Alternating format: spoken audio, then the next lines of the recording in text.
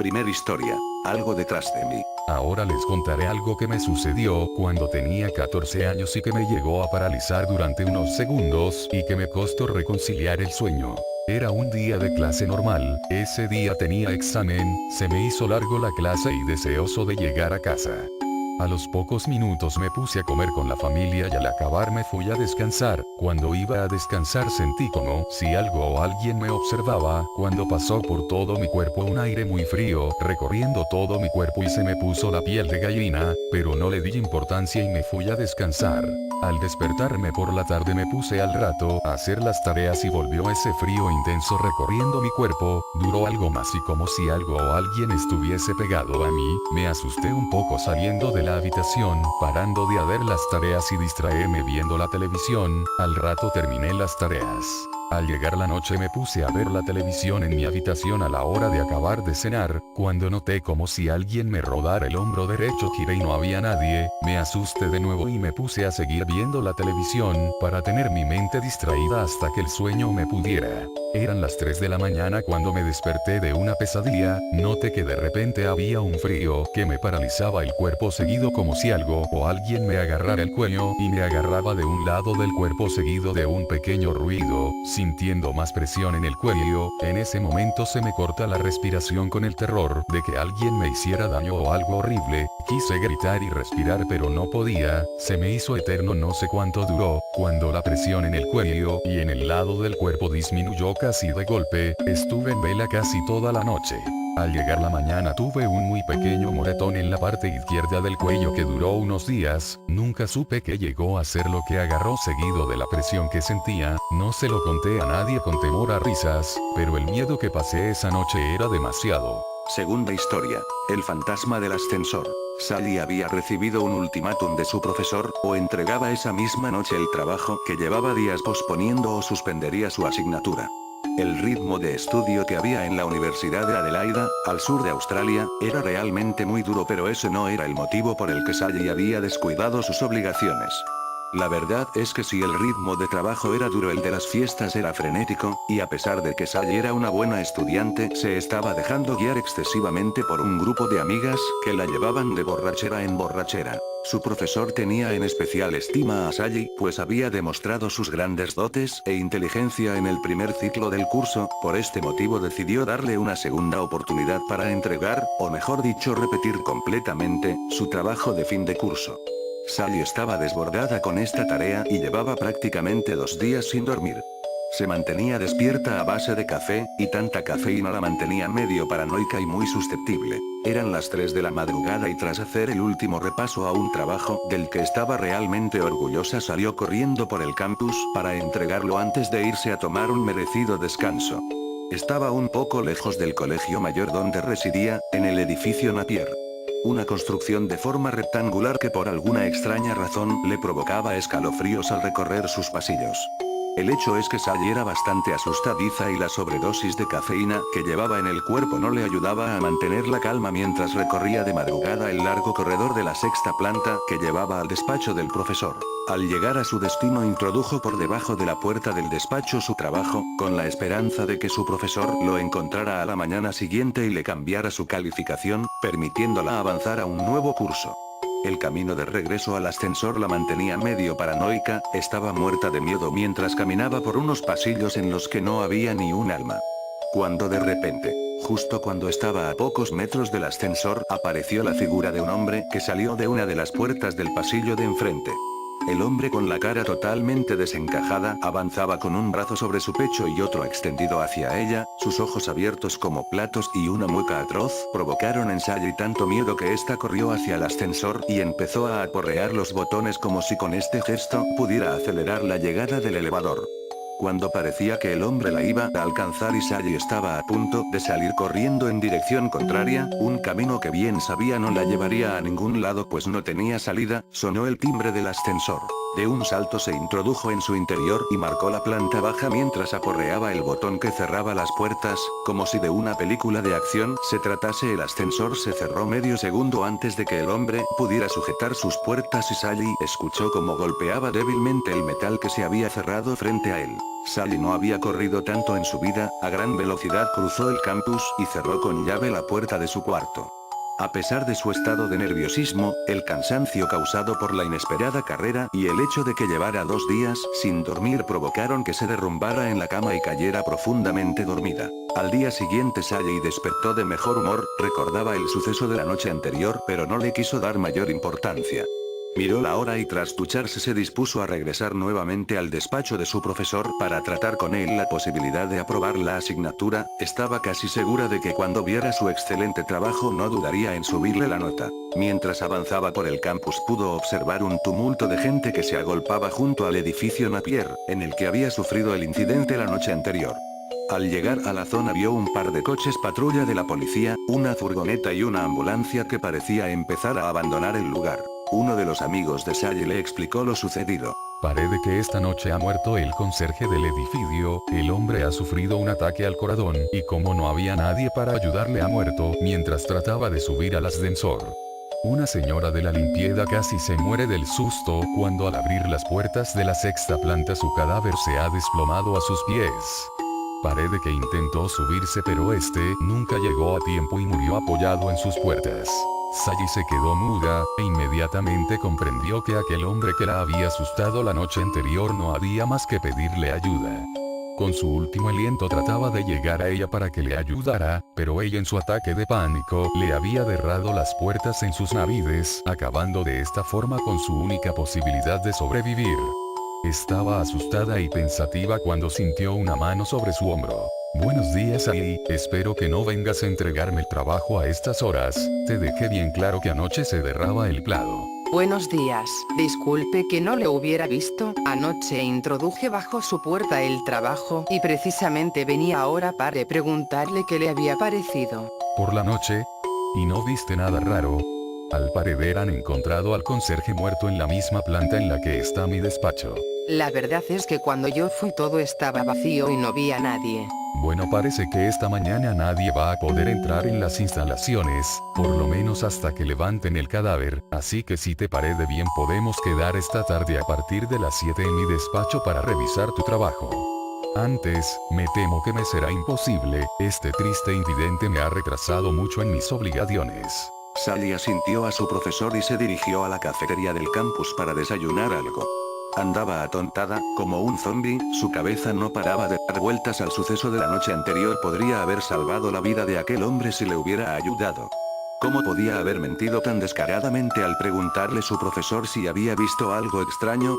Durante el resto del día se reunió con sus amigas para tratar de despejar la mente y olvidar el suceso.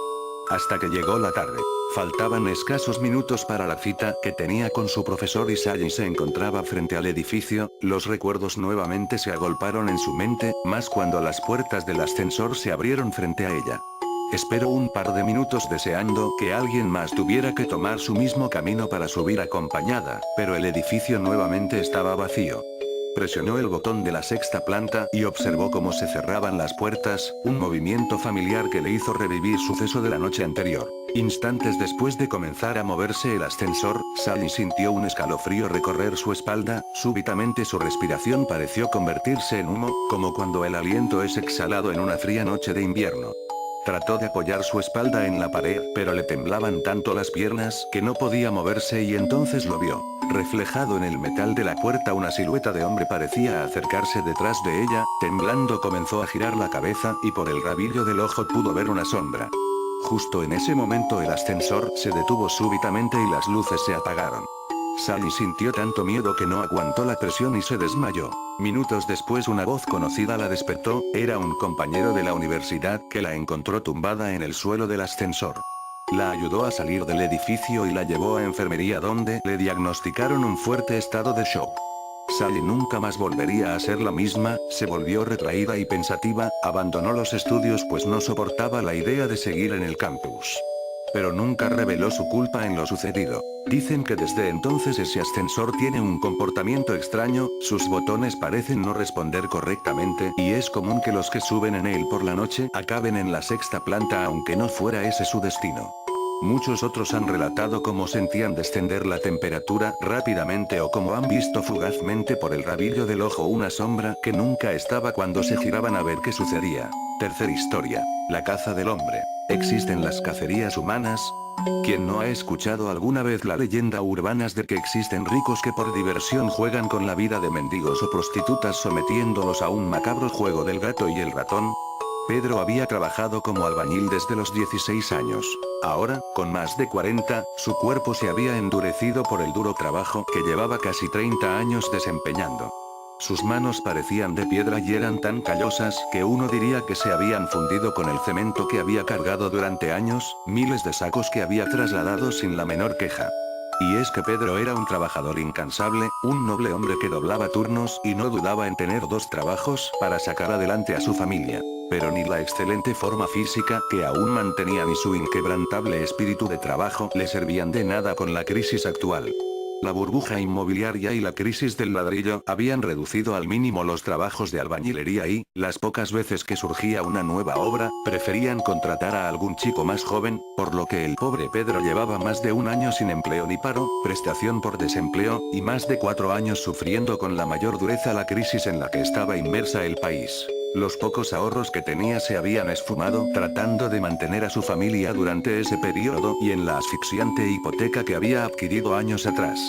En la época de bonanza todo el mundo compraba casa y, cuando su mujer quedó embarazada por segunda vez, no dudó en arriesgarse a comprar un pequeño piso donde criar a sus hijos. Unas cómodas letras que pagaría a 20 años y que en su momento, y gracias a su esfuerzo de siempre por el que se ofrecía a hacer horas extras o trabajar sin contrato para ganar un poco más de dinero, podía pagar sin problemas. La situación era cada vez más dramática y hacía varios meses que no podía pagar la hipoteca, por lo que el banco le había enviado una orden de desahucio, aunque sus hijos necesitaban ropa nueva y cada vez le resultaba más difícil traer comida a casa. Gracias a la ayuda familiar, y en especial de los padres de su esposa, habían podido sobrevivir todo ese tiempo, viviendo en la más absoluta pobreza. Pero si había algo admirable en Pedro era su espíritu de lucha, ni un solo día desde que perdió su empleo había cesado en su búsqueda de trabajo. Acudía a obras ofreciendo sus servicios, limpiaba los cristales de los coches que se detenían en los semáforos, recolectaba latas o cualquier otra chatarra que la gente tirara a la basura y por la que le pudieran pagar algo, etc. Una noche, mientras buscaba en un contenedor de basura en un barrio adinerado de la ciudad, se detuvo junto a él una impresionante limusina con los cristales tintados. Pedro se giró por instinto al notar que alguien le observaba desde su interior, un instante después el cristal de una de las ventanillas traseras comenzó a bajar. Amigo, venga aquí un momento. Buenas noches, señor. He observado que está usted pasando problemas económicos y creo que puedo proponerle un negocio que le ayudaría a salir de su miseria. ¿A qué tipo de negocio se refiere usted? Antes de que diga nada quiero que sepa que soy casado y padre de familia. Verá, represento a un grupo de personas muy poderosas que están un poco asqueadas de su acomodada vida, por lo que están buscando nuevos retos. Estas personas obviamente quieren guardar su anonimato y preservar la naturalidad del trato hasta confirmar que alguien esté lo suficientemente interesado como participar en su juego. Le puedo asegurar que, si decide participar, recibirá una importante suma de dinero. Habla usted de un juego y una gran suma de dinero, espero por su bien que no me esté pidiendo lo que creo que me está pidiendo. Tranquilo, no es nada sexual si es a lo que usted se refiere, no me está permitido hablar del tema en la calle. Si desea, usted puede subir a la limusina y le explico en qué consiste el juego. Si por el contrario no está interesado, aquí tiene usted un poco de dinero por el tiempo que le he hecho perder. El hombre de la limusina le ofreció un billete de 200 euros. ¿Me dice usted que me da este dinero así sin más? Quiera o no quiera el trabajo. Así es, caballero, aunque francamente sería una pena que no aceptara, porque esto es una miseria en comparación con lo que estamos dispuestos a ofrecerle si decide participar. En estos momentos la curiosidad de Pedro y la promesa de ganar una fuerte suma de dinero que podría salvarle a él y a su familia, pudo contra el buen criterio que siempre había tenido y, tras pensarlo unos segundos, subió a la limusina.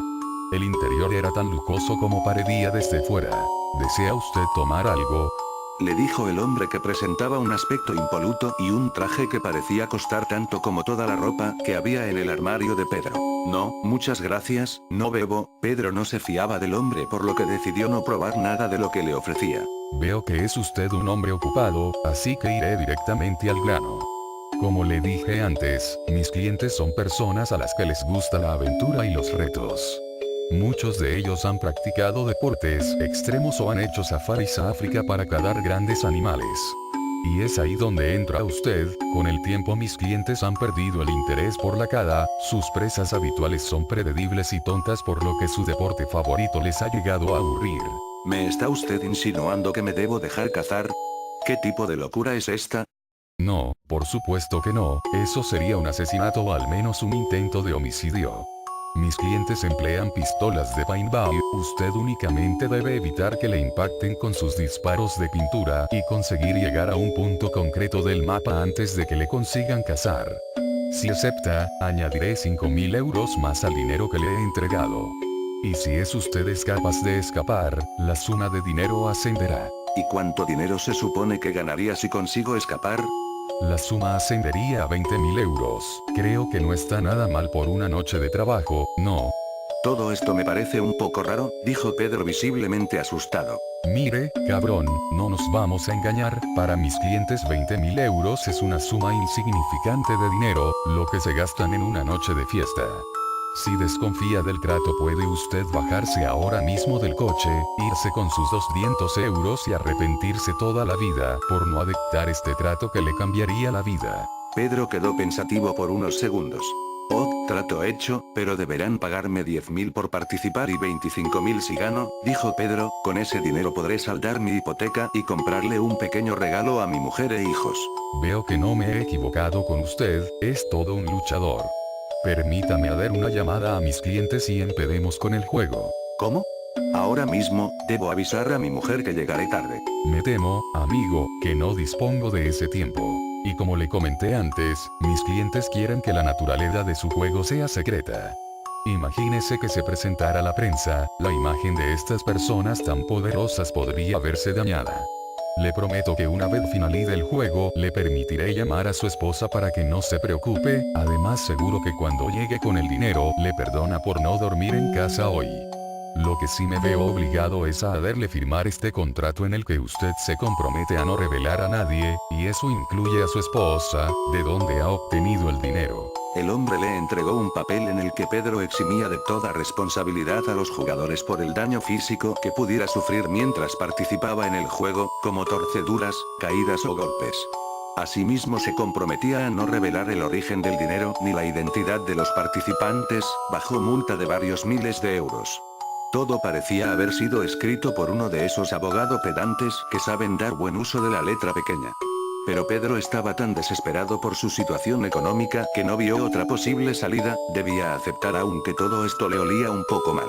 Tras realizar la llamada, el hombre indicó al chofer de la limusina unas coordenadas y pocos minutos después el vehículo abandonó la ciudad y se dirigió hacia una zona rural. Una hora después se detuvieron junto a una cabaña en mitad del monte.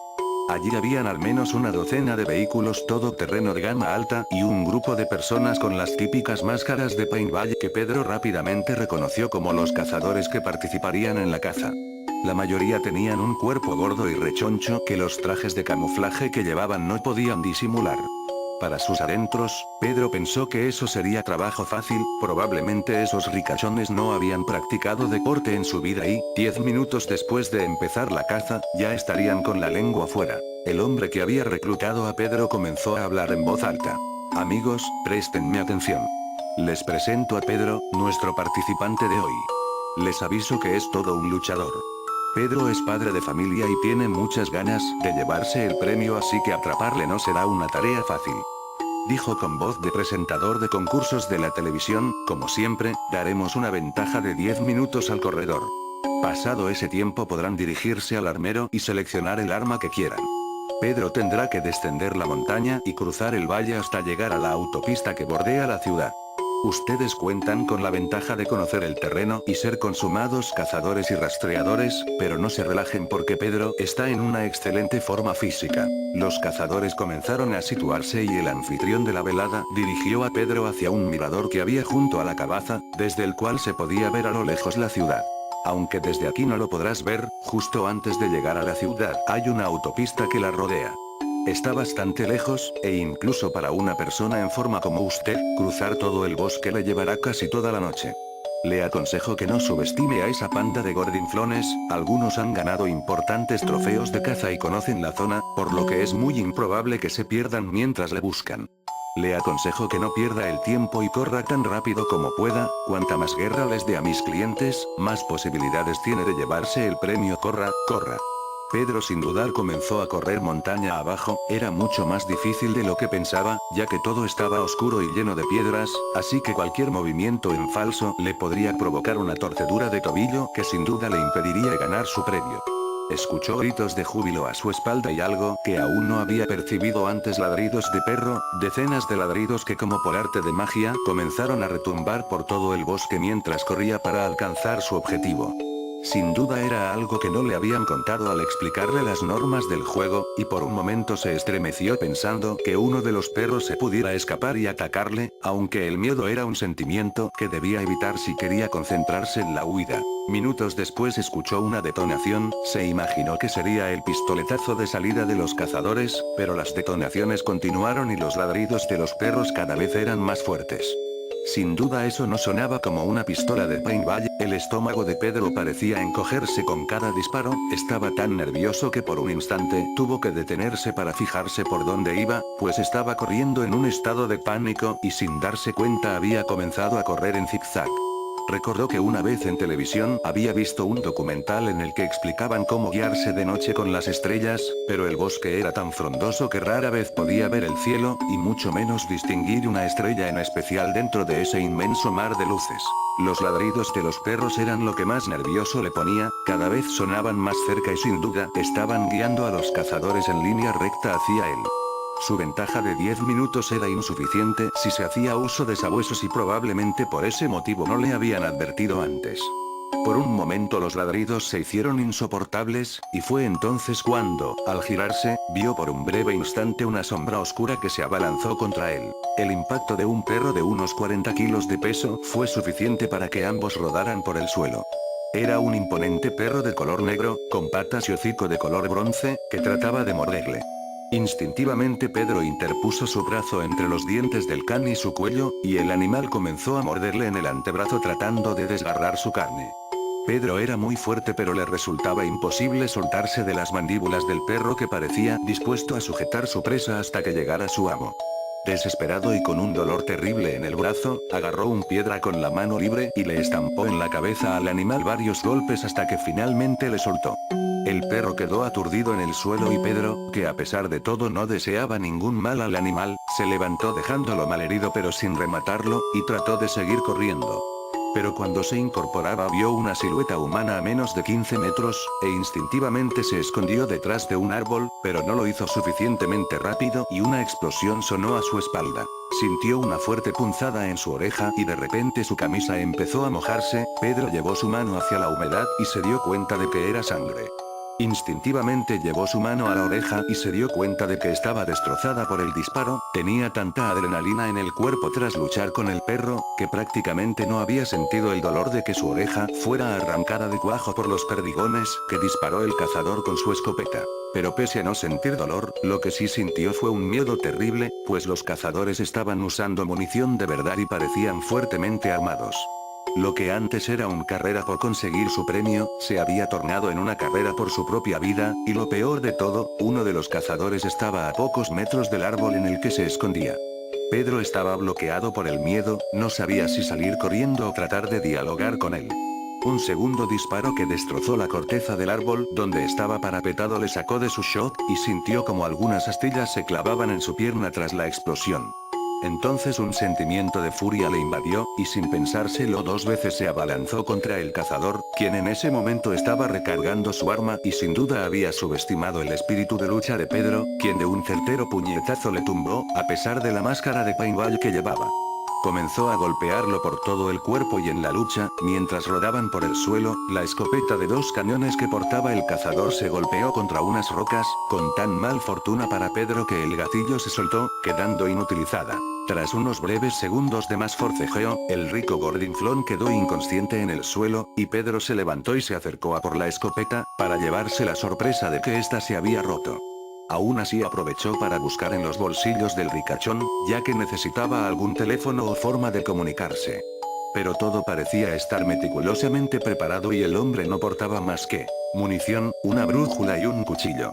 Pedro tomó la brújula y el cuchillo y empezó a desvestirse. Sin duda los perros podían rastrearle por el olor de sus ropas, así que se quedó desnudo y posteriormente se puso el pantalón de camuflaje del hombre al que había dejado inconsciente, dejando todas sus ropas junto al cazador cazado. Comenzó nuevamente a correr, aunque esta vez ya no lo hacía sin rumbo, pues siguiendo las indicaciones de la brújula podía evitar zigzaguear y correr en círculos. Cuando había recorrido apenas unos metros, escuchó nuevamente a los perros, pero esta vez se trataba de toda una jauría que, siguiendo el olor de sus ropas puestas en el cazador, se abalanzó sobre el hombre que aún se encontraba inconsciente. Los gritos de dolor del ricachón cruzaron todo el bosque cuando 6 perros comenzaron a despedazarlo vivo confundiéndolo con la presa.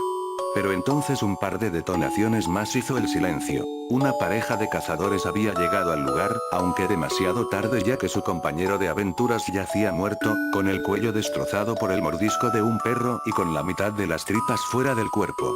Pedro continuó corriendo sin parar, los perros ya no ladraban, era como si el trágico incidente hubiera finalizado la búsqueda, pero desde luego no estaba dispuesto a regresar para reclamar su premio. 20 minutos después y cuando ya comenzaba a amanecer, Pedro observó entre los árboles unas luces que cruzaban a toda velocidad. No dudó ni por un instante y corrió hacia la carretera que simbolizaba su salvación, aunque al llegar allí se quedó petrificado. Buenos días, Pedro. Dijo el hombre que le había contratado mientras le apuntaba con una pistola. Nunca nadie había llegado hasta aquí, es impresionante tu fortaleza y tu capacidad de adaptarte. Nadie diría que es la primera vez que participas, aunque claro, es imposible que hubieses jugado antes. Como te estarás imaginando, nadie puede escapar. Imagínate que nuestro secretito se divulgase, eso sería el fin de mi negocio. Pedro estaba agotado y no tenía casi fuerzas para correr, pero aún así se giró y trató de internarse nuevamente en el bosque. 2 detonaciones sonaron a su espalda, ambos disparos impactaron en su cuerpo y Pedro cayó al suelo con el pulmón perforado, escupiendo sangre y casi incapaz de respirar. Lo último que escuchó fueron unos pasos que se acercaban, un tercer disparo en la cabeza acabó con su vida. Julián. Gritó el promotor del evento llamando al chofer, ayúdame a meter a este en el maletero. Este casi se nos escapa, si no llega a ser por el GPS que lleva cada brújula, podría estar contando todo en una comisaría ahora mismo. Dijo el chofer mientras sujetaba de las axilas el cadáver de Pedro. Sí, pero no hay mal que por bien no venga, cuando se corra la voz entre los ricachones de que el ministro ha muerto en una cacería, empezarán a hacer cola para participar. Son tan idiotas que nos pagarán el doble sin rechistar por sentir el plus de adrenalina.